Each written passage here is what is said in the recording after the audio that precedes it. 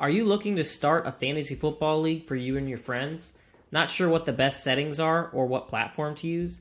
Well, today I'm going to talk about Sleeper and why it's the best, and then go through a little tutorial of how to set up your league with the best settings possible. So to start us off, I'm just going to say it off the top, Sleeper is the best platform. I've tried ESPN, I've tried Yahoo, I've tried CBS, I've tried them all, and I'm here to tell you that Sleeper is just the way to go. So if you want a simple platform that's easy to use on your phone, easy to set up, and has all the customizable settings that you want, then use Sleeper. So let's jump into my computer and I'll show you how to set up an account on Sleeper. So it's a simple process here. If you need the link on how to get to this page, you can either Google it, or what's easier, probably just down in the description, I will have this linked for you so that you can come to the same page I'm on.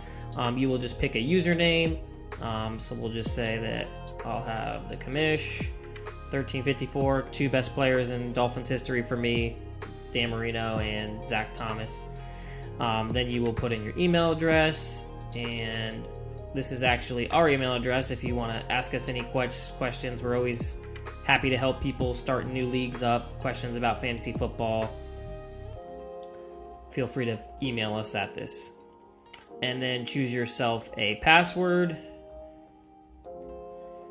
and hit continue. And then you'll get this verify. Go to your email address. I will check my email here. Looks like they just sent me the code. This is just like a lot of other things you sign up for. You'll copy that code, come in here, paste it, verify. Sorry if I'm moving too quickly here, but I know a lot of people will understand how to do that. And there we are, we're into the Sleeper platform. This is what your main dashboard will look like when you sign in. Maybe I'll get into this a little further into another video on what all this stuff means. But for now, I'm just here to show you how to set up a league. So they make it real simple. At the beginning, they're going to ask you what you want to sign up for. They do have fantasy basketball. Fantasy football is the only thing that I've done on this platform, so I will show you how to do that. So you'll choose a league name. Let's choose The League, just to make it simple, like that show. Let me know in the comments if you've watched that show. Pretty funny. Then you're going to set up how many teams you want in your league. This can probably all be changed after this point, so don't be too concerned if you're not sure how many guys you can get into your league, guys or girls in the league. So I would say a pretty standard one is a 12-team league. That's what we have for our home league. You can choose a logo if you want. I'm not going to do that right now just because I don't have one picked out for this, but you would put your logo right in there. Actually, let's see. Can we find the Coach and Commish's logo? There we go. And then kind of size it however you want. We'll just make it our football here. There we go. All right. Right here, again, it's reminding you that you can make changes later if you need to. Start from scratch is usually what I do. And I hit next. This here is a big point to where you need to decide what type of league you want. For people that are just starting fantasy football, I would recommend the redraft. That is the most simple way to play. If I'm picking, and I've had, if you've played in a fantasy league before, maybe you're just starting one, I would say that Keeper League is the most fun as long as you can have a full group of guys or girls that are committed and want to play every single year. Keeper's great. And then for those of you who are more fantasy nerds and want to go deeper into the weeds, Dynasty is another one. Again, another video I can kind of explain the difference between these further. But for right now, I'm going to do a redraft league because I think that's what most people are here to look at. So we'll start with that, and they'll then ask us the draft type that we want. Just a quick explanation as to what these are. A snake means that when you pick, it's going to go from pick 1 to 10, and then it's going to start with pick 10 and go back to 1. That way it kind of gives it even so that the person who picks first gets the best player, but then the person who picks last gets to start the next round. It's just kind of a way to make things more fair. That's the way that I prefer to do things. Linear would be if you just went 1 through 10, 1 through 10, 1 through 10, or 12, I guess, in this league is what we have. And then auction, that's a whole nother discussion we could have another time because it is definitely more complicated. So we'll pick a snake league here, and there you are. You're all set up. You've got a league in here, and you think you're done? Nope, not quite yet. So you could leave it at this. It's pretty good at setting up some generic settings that I think work great for most leagues if you're just starting. But I'm here to tell you the most optimal way to set this up. So If you wanted to end here, you could hit the copy button. This is a nice URL you can send out to your friends. You can text it to them, however you want to send it to them. They'll just click on this. It'll bring them right to this league, and then they can join into it. But like I said, I want to do a little bit deeper dive into these settings. So if we click on this little gearbox up at the top right, you'll see now we have a lot of different settings that we can choose from. So the league setting is where I'm going to start. This is where we could change that logo if we wanted. We could change the name of the league, the amount of teams that are in it. This here is the next section that I definitely want to talk about, which is waivers. Now, again, if this is your first time, this is going to be kind of confusing. I'm not going to go super deep into what it is, but I'm just going to tell you that fab bidding is the way to go. It's basically a way that each week you will bid on what players you would like to pick up. You'll have a certain budget throughout the year, and when you run out of that budget, then you got to put in $0 bids, meaning you probably won't be winning. So I like to leave it at the 100 because that's what most people have it set to. So if you look at websites that have analyzed, what players should be picked up for what amounts, they're going to probably base it on a $100 budget. Start with that. This is very important. You want to have $0 bids, minimum bid, because there will be people that run out and you want them to be able to bid without having any money. So $0 bids. That's the minimum bid. This is another one that just depends on how you want to run things. I would say the most traditional way to do it is to be on a Tuesday after the Monday night games have played. Usually it'll be a Tuesday morning, and that's when you can then start your waivers. And for the rest of these settings, I'm going to try to blow through it so that it's not too long of a video, but I would leave this at 2 days. Allow custom waivers. This is a whole nother discussion that can be had. It's kind of nice because you can pick the specific time you want. The times are in Eastern Standard. They just recently changed that, which is a big upgrade in my opinion. So we'll say at 9 a.m. I want them to go through. Mondays I want them to be locked because there'll still be a game going on. Tuesday I want it to be waivers. Wednesday I want to be waivers. Thursday I want to be waivers. Friday I want to be waivers. Saturday I want to be waivers. If you don't want this many days where people are bidding, then I would suggest just locking them on... I would lock them on Fridays and Saturdays, and then I would leave Sunday as a free agency because people need to pick players up at the last minute when they have injuries and such. So I would traditionally have a Wednesday and a Thursday waiver because there's a game on that morning as well. So once you've put that setting in, then you can come down. There's a couple other settings. I'm going to try to move a little faster through this test to not make this video crazy long. Time to review trades, 2 days. I prefer to actually have none, but because this is going to be a new league for you and your fellow league mates, I would put that as 1 day, and then the trade deadline, the 11th, that's fine. That's the week that it'll do that. Playoffs will start in week 15. That's a great time to start for this format. Playoff teams, 6. I prefer 6. You could do 4, but 6 is more ideal for the way that I like to play. So we'll leave that at 6. Playoff weeks per round. This would be 1 week per round. You may be able to change this if you added more teams. We'll leave that there. Playoff seedings. I like it at the default. A lower bracket. Toilet bowl. That's always fun. So toilet bowl will be the worst team continues to move on. You lose, you keep going on to find out who the worst team in the league is. This doesn't really matter. A lot of times in leagues, people give up on this part. I'll do another one where I'll dive deeper into how our league is always looking for ways to upgrade how we play, and so we've incentivized playing these last few weeks, even if you didn't make the playoffs. So that'll be in there. This is an important setting right here: injured reserve slot. So they have 0 in here. If you're going to be starting out, your life is going to be so much easier if you have 2 of these. So I would recommend having 2 IR spots in there. And then down in this section here, you can allow COVID players. I like to allow that. It's not as much of an issue anymore as the restrictions seem to be lifted around that. Out players, definitely need to check that to make sure that they're allowed into that spot. Suspended players, I prefer not to do that. If you're suspended, I don't think you should be allowed to be in an IR spot. And yep, I think that's it. Doubtful, I also do like to allow players who are doubtful into the IR spot. That would be the last setting that I would have there. All right, so there's our redraft setting that we chose earlier. You could change this the next year to a keeper league if you wanted. You had enough people that said, you know what, I like this fantasy football thing. I'm going to do a keeper league now. You could change that setting in there.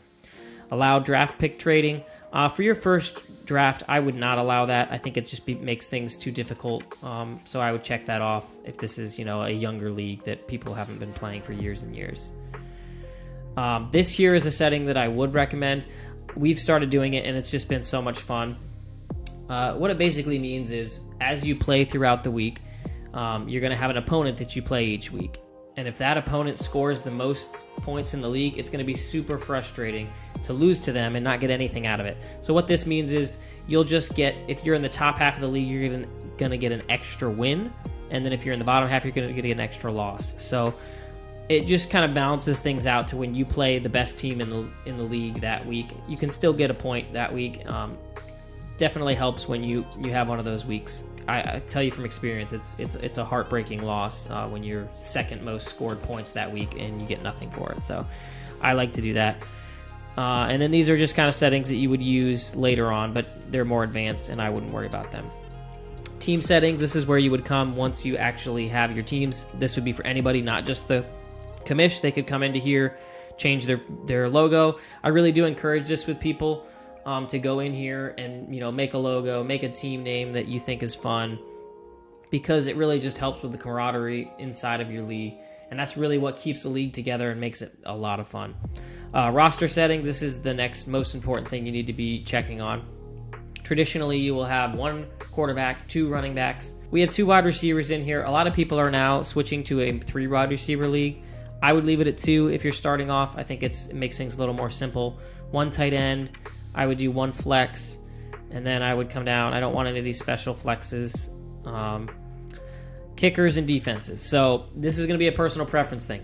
I absolutely hate kickers and defenses in fantasy football. Again, if you're just starting and you don't know anything other, I would highly recommend getting rid of these positions. However, if you want the traditional fantasy football experience, a lot of people do play with kickers and defenses, and you can leave them in there. For this example, I'm going to not have any of those. And then I would say for these, this is what's called IDP Leagues, when you have defensive players. Please don't do that to yourself. I've played in one of them, and it was very miserable to try to find out what linebacker was going to get the most tackles in a week. And then I would recommend having a 6-person bench, especially for a newer league. It just makes it easier to navigate throughout the year if you have 6 players you can keep on your bench. Scoring, this is where you can adjust all sorts of different scoring. I try to leave this alone for the most part. Now, like I said, in our league, we nitpick everything, and we'll go through and we may change some of this stuff. The big one is here for receiving. You're in what's called a PPR league. If you look up here, that means you get a point for every reception. I think the best for this is 0.5. So I think they would call this a half-point PPR league, and this to me is the best way to play. It just kind of balances things out so that wide receivers, every time they get a reception, get a half a point. Actually, every position does, so even a running back that catches will get that. Makes some of those pass-catching backs a little bit more relevant. And that's probably all I'm going to edit on this part of it. Draft settings, we talked about this earlier, the snake. You can also come in here and select your draft time. So you would come up to this section here. Let's say you choose Labor Day weekend, which is what my league does. The 5th, we're going to have it at 7:30. Going to save that draft time. You can have it automatically start at that time, or you can have your commissioner go in and start it. A lot of the times I recommend people leave this setting off, just because there will be people that show up late and you don't want that draft to start automatically. You make sure you have the auto pick on. This is something where if somebody doesn't make a pick, it will turn them to an auto pick, and you're going to want that because eventually you're going to have someone who's not there, and you don't want the draft being held up by that person over and over again. The draft order, this is up to you how you want to set this up. There's a lot of fun ways to do this. Some people bet on the Kentucky Derby, pick a horse, whoever comes in first, second, third, fourth, that's what your draft order is. Draw names out of a hat, do a lottery. There's all sorts of fun ways to do this, but all that being said, if you're a new league and you just want to get things going, I would just hit randomize, and then it will randomize your whole league. Divisions. This is something I wouldn't recommend for a new league, but eventually it could be a fun aspect to have in fantasy. You could set the number of divisions and then pick the players and teams that are inside of each division. So we'll skip that for now. Member settings, this is how you can go in and custom add certain things for people. You won't have to worry about this setting very often. Co-owner settings, same thing. You can add a co-owner, so you can have 2 people own one team inside of this league. Again, that's not something traditional that people do. Commissioner control, this is how you would fix teams weekly. Again, something you shouldn't have to worry about, but it's cool that Sleeper has all these little settings that you can go inside of here and edit in case something went wrong. You'll have that power to kind of come in here. And then previous leagues, this is an awesome way to go back and look at, previous seasons you've had. And by previous leagues, it just means when you were playing last year and now it's into the second year, you could go back and look at some of what the scores were, brag on the guy who you're playing this week and say, hey, I beat you by 25 points last year, that type of thing. It's kind of cool to go back and look at that stuff. And then you can delete the league there. But that's pretty much it. That's all there is to it. Then I would say copy this over, send it out to your league mates, and most importantly is this chat right here, to be honest with you. Like, this is where you're going to live. This is where, when people are added, this is where people are going to trash talk. Just be active in this area. I think it's what really makes fantasy football fun is when you have a group of guys and girls that are just communicating all the time about the league and things that are going on in fantasy. It just makes it so much more fun. I love fantasy football because it's kept a group of friends of mine together. I haven't seen a lot of them in sometimes even a year or two. But because of this fantasy football league, we jump on the phone and we have discussions about a trade that happened and stuff like that. So I'm going to end the tutorial here because I don't want to, drag this on past what it needs to be. But let me know down in the comments if there's any other type of tutorial you would like to see. Maybe me explaining more of this dashboard, how to do trades, things like that inside of the Sleeper app. So if you like this video, please go down there, hit that like button for me. That really helps us get this out to people so that they can see our content.